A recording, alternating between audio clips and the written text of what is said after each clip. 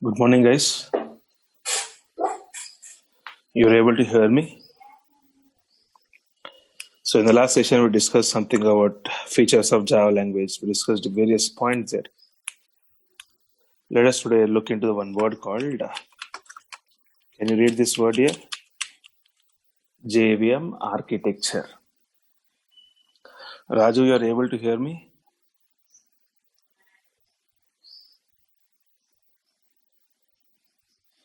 JVM architecture. We already heard about this word, right? JVM. Where do you use that JVM, dear?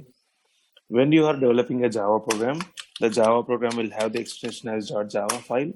The .java file will contain what? Java language instructions. Java language instructions. This Java language instructions cannot be understood by the programmer. Sorry, cannot be understood by your processor. So what we do is we give this particular program to the compiler. What is the job of a compiler? The compiler will take your program. The compiler will take your program, check whether the code is valid or not. If the code is valid, what will happen? The compiler is going to generate one file called demo.class. And the demo.class file is going to contain what? Special Java language instructions, or you can also call by one more name. What is the other name here? Bytecode instructions. So whenever you write a Java program, this is what's going to happen there. Demo.java is a program developed in Java language which contains Java language instructions. These Java language instructions are high-level instructions and they cannot be understood by your processor. So we give this program to the compiler. The compiler will take the program, read the instructions, verify whether they are valid or not. If they are valid, the compiler is going to generate .class file, and that .class file will what? That .class file will contain special Java language instructions, or they're also called as bytecode instructions. They're also called as what? Bytecode instructions. Now, this special Java language instructions available in your .class file cannot be understood by the programmer, cannot be understood by the processor. The only one fellow who can understand your .class file is your JVM there.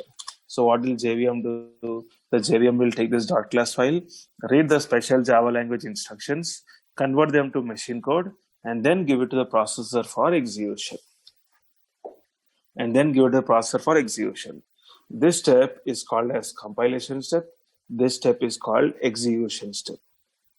In every language, these two steps has to happen: compilation and execution. This is compilation. This is execution. Compilation is done by compiler.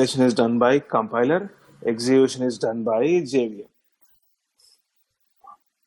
Compilation is done by compiler. Execution is done by JVM. Compiler will take .java file and give .class file. The .class file generated by the compiler will be given as input to the JVM. So JVM will always take .class file only. JVM will always take .class file only. Am I clear, dear? Today we are going to learn this JVM architecture.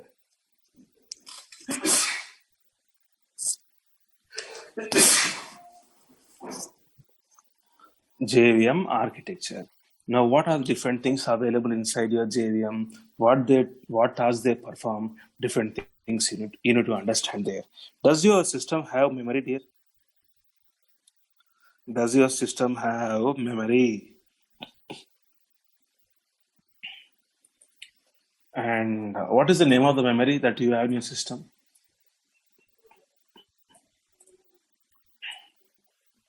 I have two memories in my system.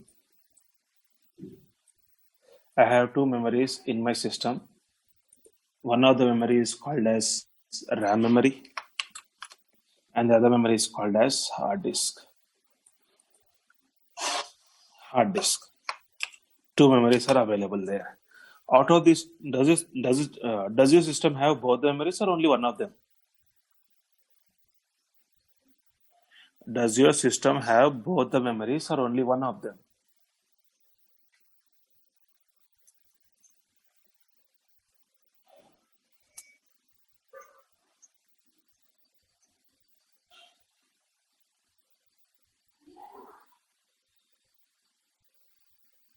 It has both. It has both of them. Now, out of these two memories, one of them is called temporary memory, one of them is called permanent memory. Which one is temporary? Which one is permanent?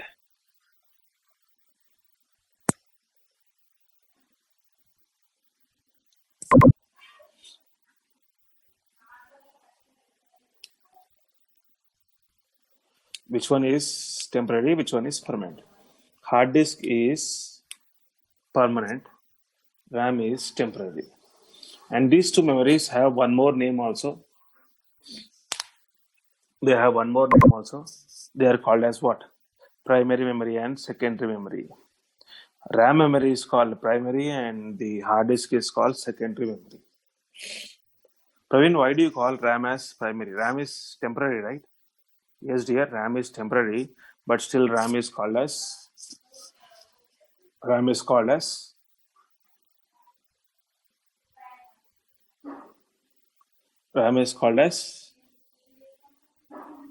primary memory.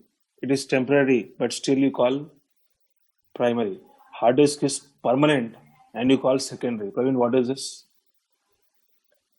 Permanent fellow is called as secondary, temporary fellow is called as primary.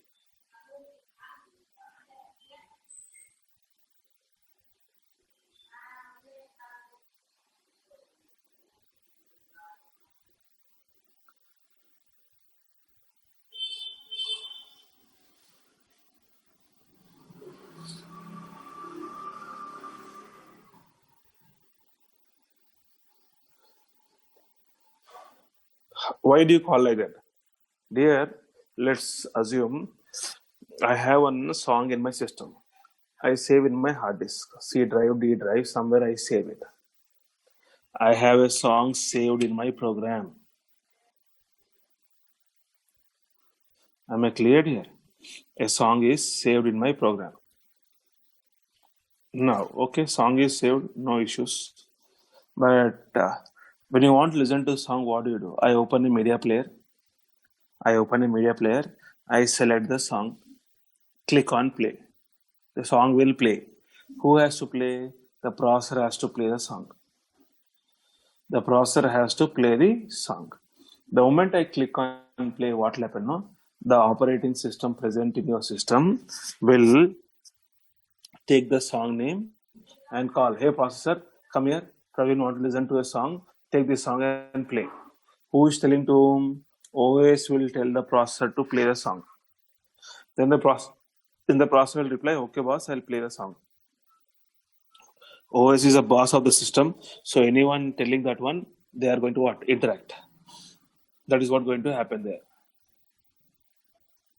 Am I clear here? So the processor will now has to play a song. If the processor has to play a song, the processor will immediately go to RAM memory. The processor will immediately go to RAM memory and search for the data.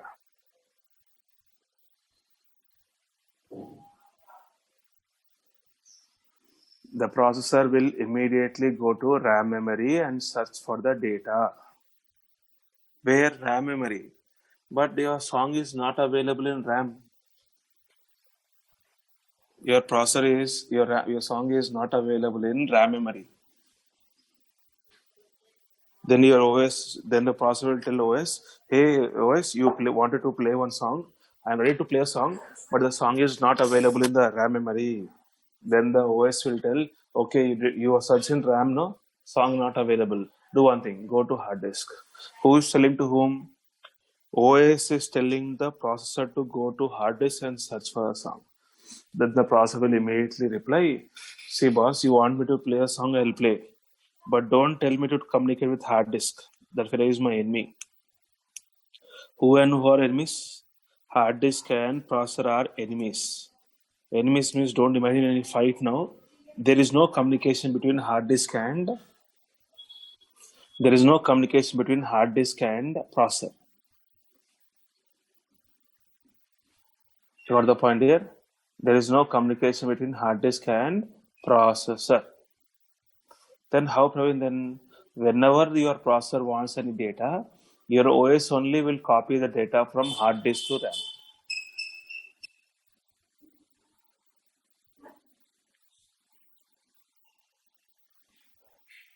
Am I clear here? OS only will copy the song from hard disk to RAM memory.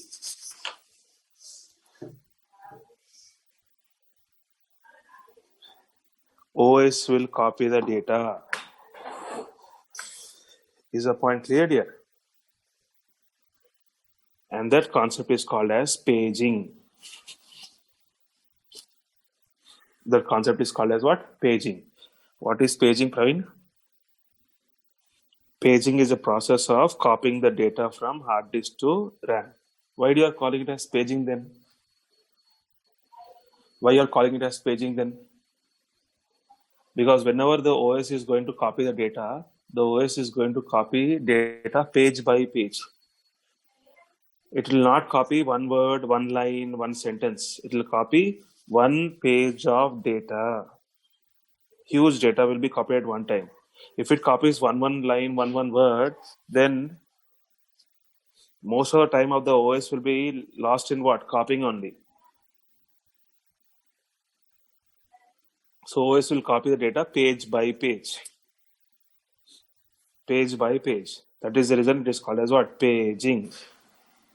Copying the data from the hard disk to RAM page by page is called as paging. So the song is now copied from the hard disk to RAM memory. Then only the song will be played by your processor. Otherwise, the song cannot be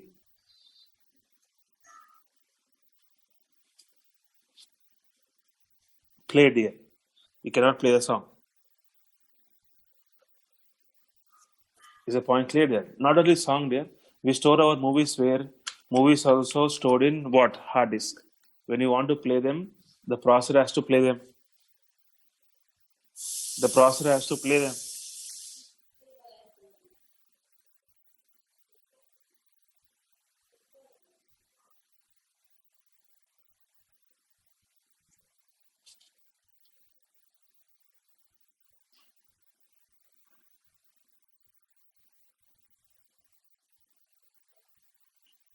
The processor has to play them.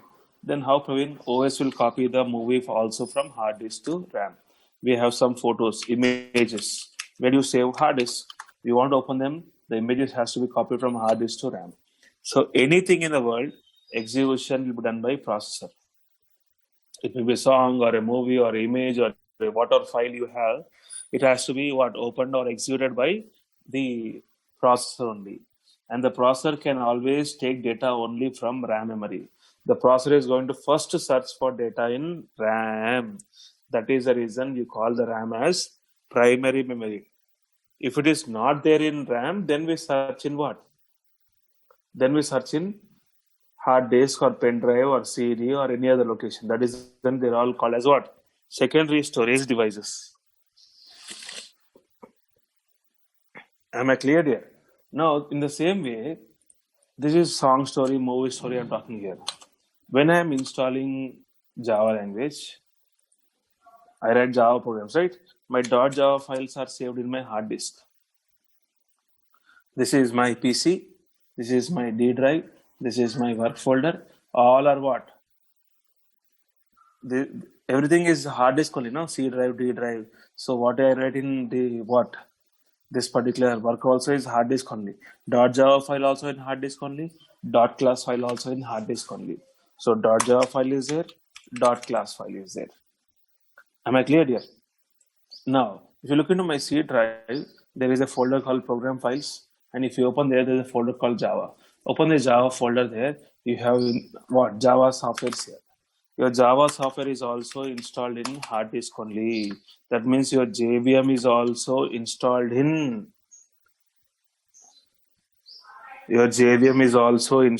hard disk only.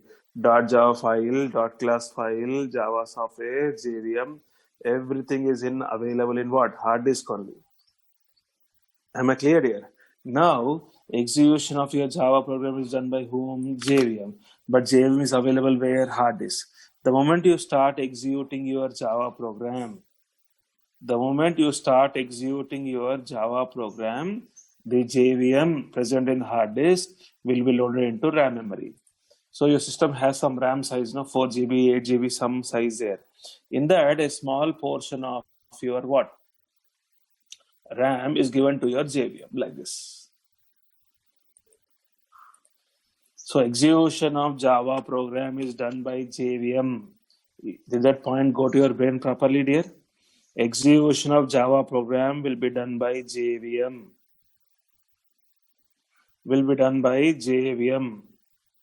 And execution time JVM will be available in RAM memory.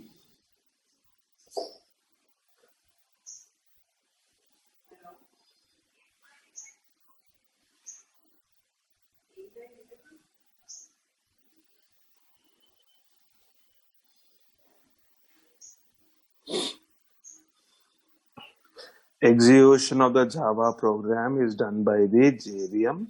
Execution time JVM will be available in RAM memory. And JVM is going to execute what file? Dot class file. Dot class file available where? Hard disk. So that dot class file also is going to be loaded into your what? JVM. Only when the dot class file is going to be loaded here, the what? Dot class file is going to be executed. It is going to be executed. This is what going to happen there. So 2 points. Execution of Java program is done by JVM. Execution time JVM will be available in RAM. And to execute the dot class file also must be loaded. Dot class file also must be loaded.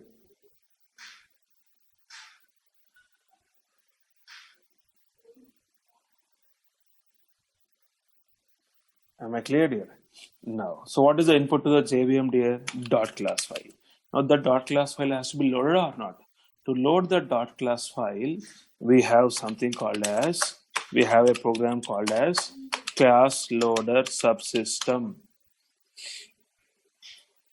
We have what? Class loader subsystem. This is the name of the program. Which is going to load the dot class file. See the name properly? Class loader subsystem.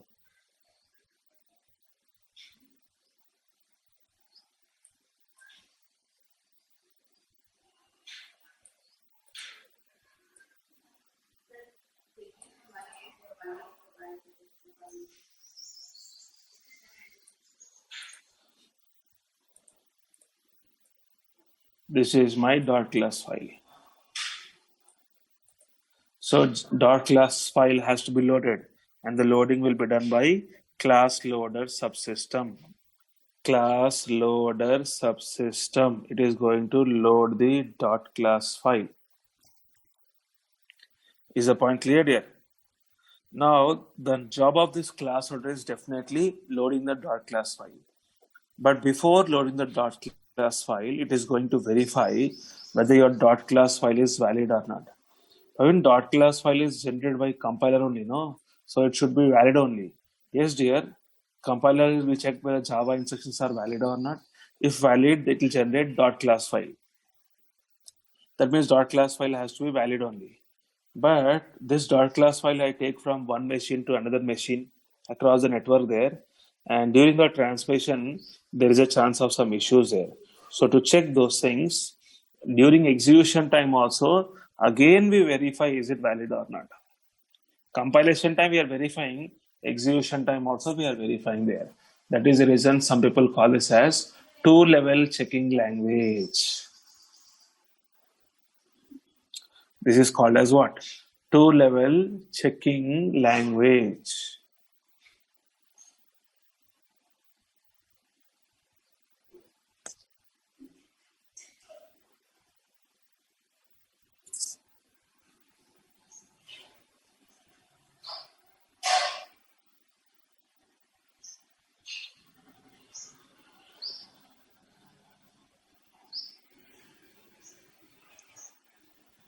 Two-level checking language.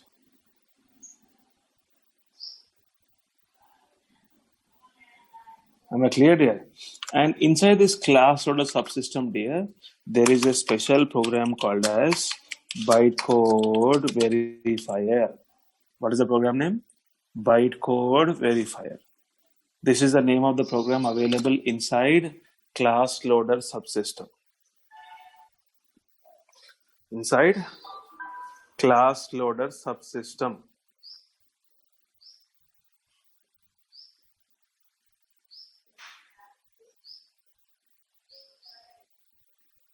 So when the class loader subsystem wants to load the .class file, the class loader subsystem will call this program called as what? Bytecode verifier, and tell, hey bytecode verifier, take my .class file and verify and tell me, is that .class file valid or not?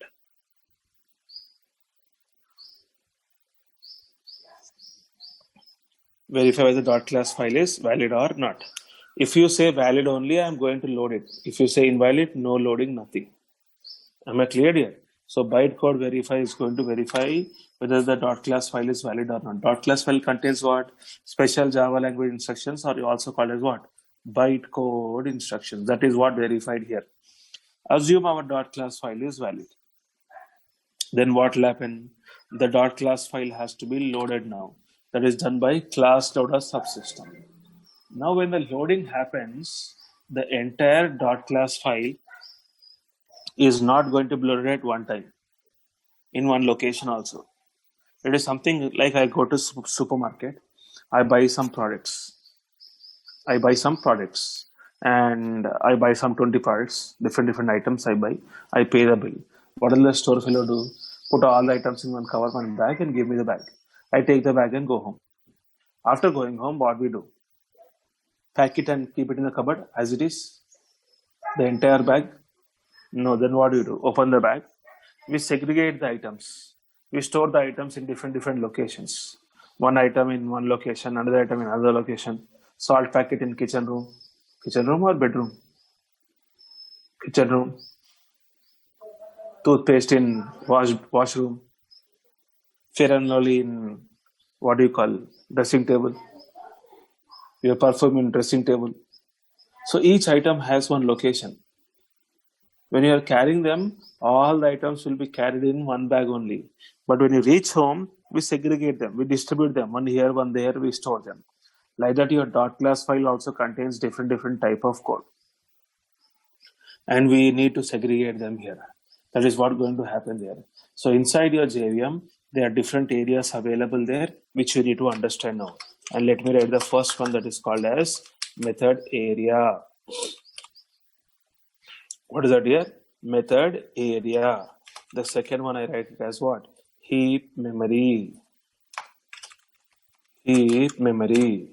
This is Java stack. This is PC register.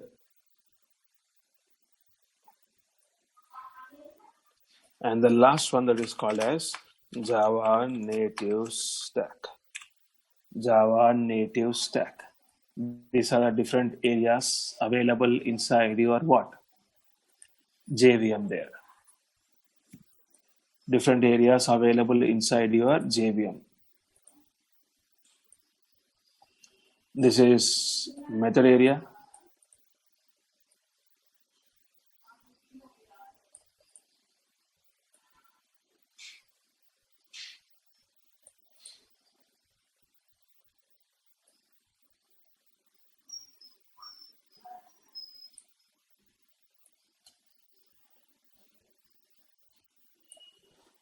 So these are my different areas available inside my JVM there. And each area is meant for performing some task. You need to know the list of all these 5 areas. You have to remember these 5 names and what is the purpose of those particular 5 names. And these 5 names, what I have written here now, should be together called by some name. These 5 names are together called as what you know here? Runtime data areas. Runtime data areas. Note here, This is where dot class file is getting loaded. So out of my assume 4 GB RAM is there, 1 GB is given to JVM. In that 1 GB of RAM given to JVM, 100 MB is given to method area, 100 MB is given to heap, Java stack, PC register, Java native stack, like this. These are 5 different areas. So they're all 5 different areas. They're all areas meant for storing data at runtime. Execution time only, no? They're all areas meant for storing data at what time? Execution time. Runtime data areas. These are the areas meant for storing the data at runtime. Am I clear here? These are the areas meant for storing the data at runtime. That is what going to happen there. Is the point clear here? Now, 5 different runtime areas are available there. What is the use of these 5 different areas here? What is the first one here? What is the first one? Method area. Method area. Method area is going to store all the method code. Method area is going to store all the method code along with the class information. Your project that you develop may have multiple classes. Each class may have multiple methods. So all the methods of all the classes.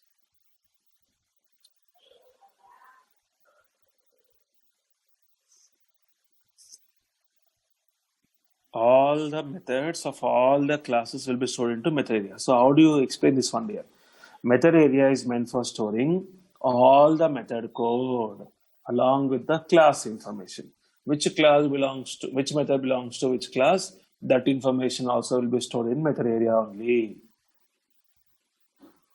Am I clear here? Then what is the second one you are writing there? The second one is called as heap memory. Heap. Heap memory is meant for storing objects.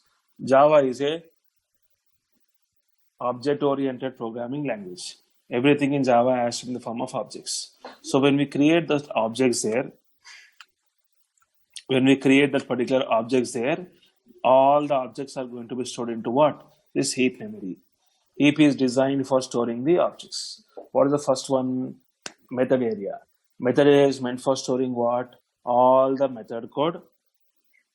All the method code along with the class information.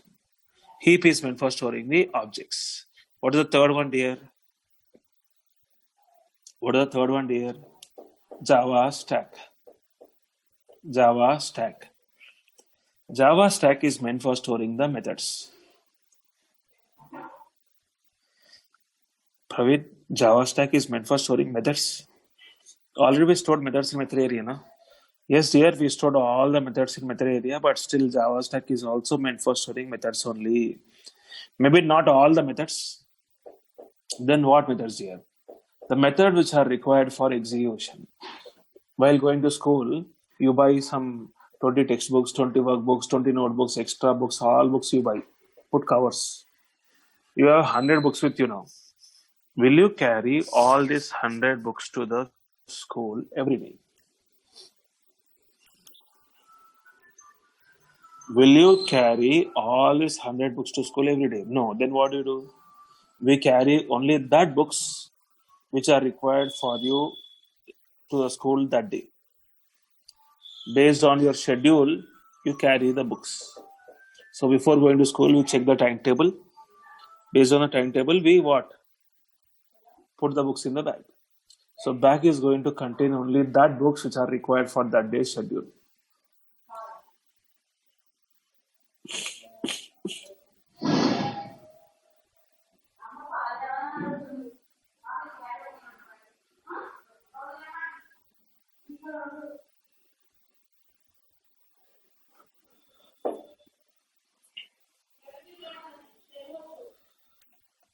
Am I clear? And by the way, have you heard about this stack?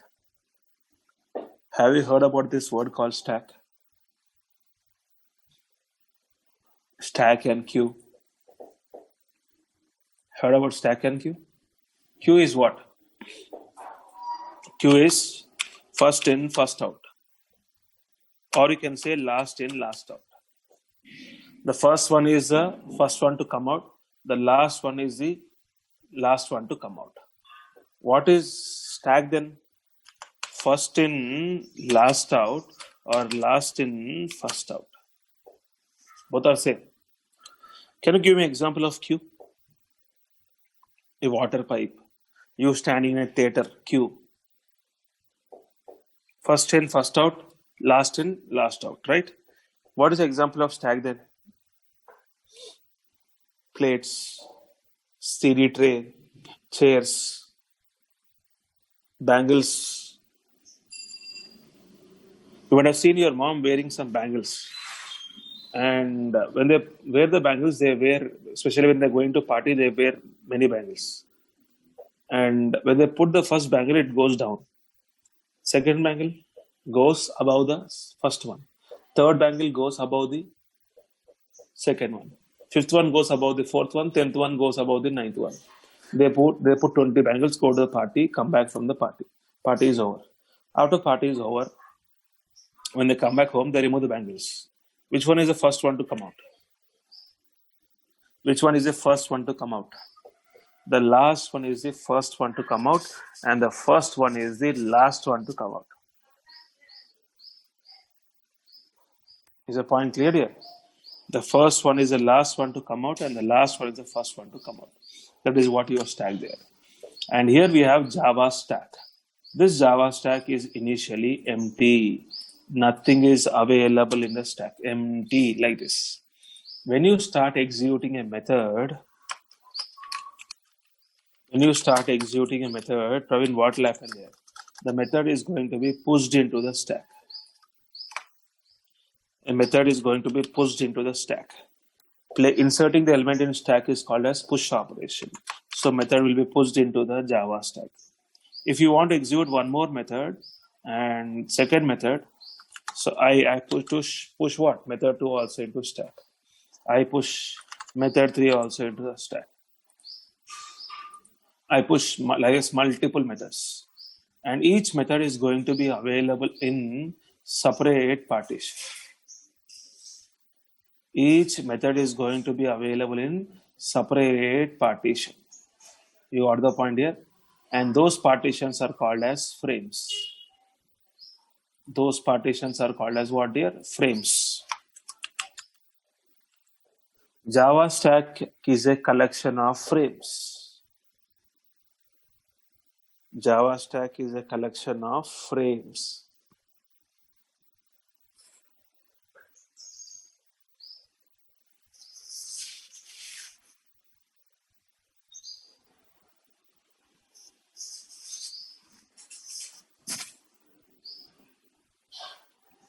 Java stack is a collection of frames.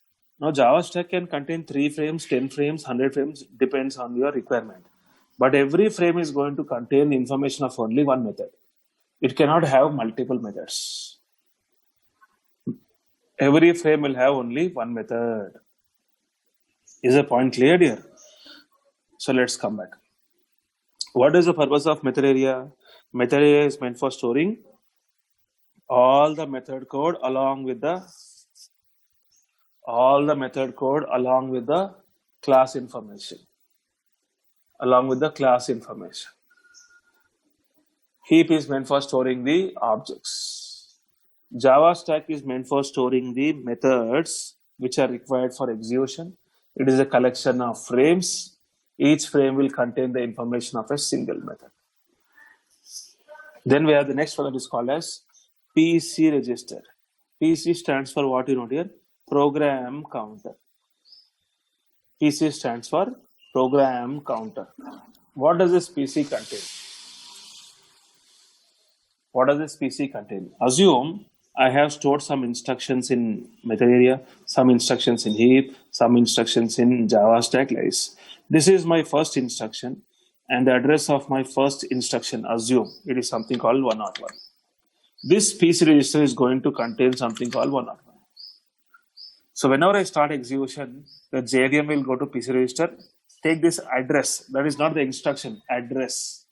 Take the address, go to that location, take the instruction, execute the instruction. While the first instruction is getting executed, the PC register will get updated to contain the address of the second instruction.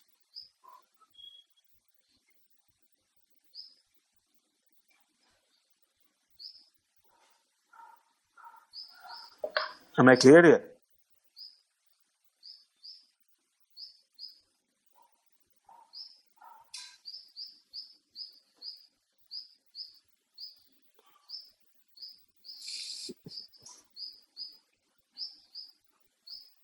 Now, once the first one is executed completely, the JV will again go to PC register, take the second address 102, go to 102 location, read the instruction, execute the second one. While the second one is under execution, PC register will get updated to contain the address of the next one. 103, 104, 105, second one, 10th one, last one. Keep on doing until the end of the execution of your program. So what does your PC register contain? The PC register will contain the address of the next instruction that has to be executed. Am I clear here? The PC register will contain the address of the next instruction that has to be executed.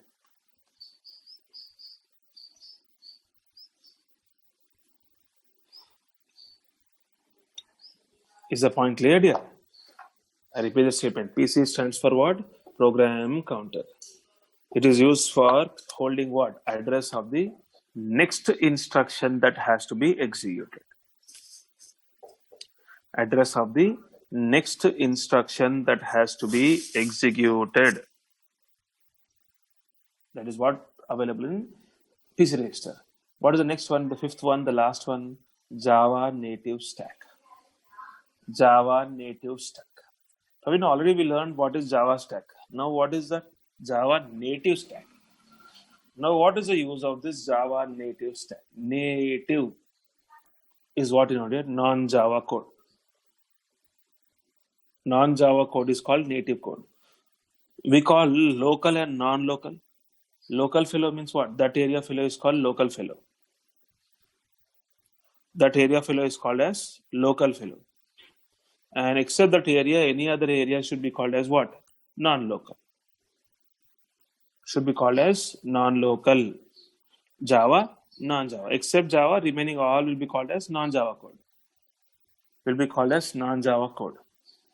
All that non-Java code will be stored into Java native stack. That is only called as native code. So fifth area name is what? Java native stack. What do you store? Non-Java code you store. Now, Praveen, we are learning Java language. We'll write the program in Java language. We'll load Java code. We'll execute Java code. We eat Java, sleep Java, all Java, Java. Suddenly, where is this non-Java code coming from? Dear, as a programmer, at this stage today, you may not be developing applications containing this non-Java code. But when do you require this area? In the initial days when Java released, before that many languages were there. So the purpose of this Java native stack is it is going to help you to migrate the application from other languages to Java language. It will help you to migrate the applications from other language to Java language. You got the point here? We are going to migrate the application. So during the migration time from other language to Java language, we may have a requirement of executing the other language code.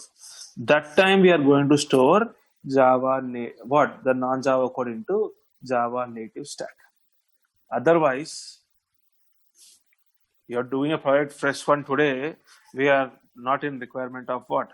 This Java native stack to execute non-Java code. Because you are doing the complete development in Java, this is a fresh new one. So already existing application is there and you want to migrate to what? Java. During that migration time, there is a requirement to execute non-Java code, and that time that non-Java code will be stored into Java native stack. Am I clear here? These are the 5 different areas available inside your JVM called as runtime data areas. Now, apart from this runtime data areas there, another 1-2 components are there. I'll discuss those things tomorrow, and then we'll start some new things also tomorrow. Try to recollect these points and come back. We'll continue this JVM architecture tomorrow again.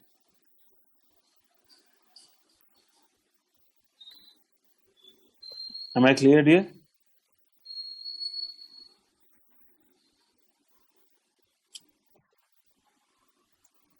See you tomorrow morning, dear. Thank you.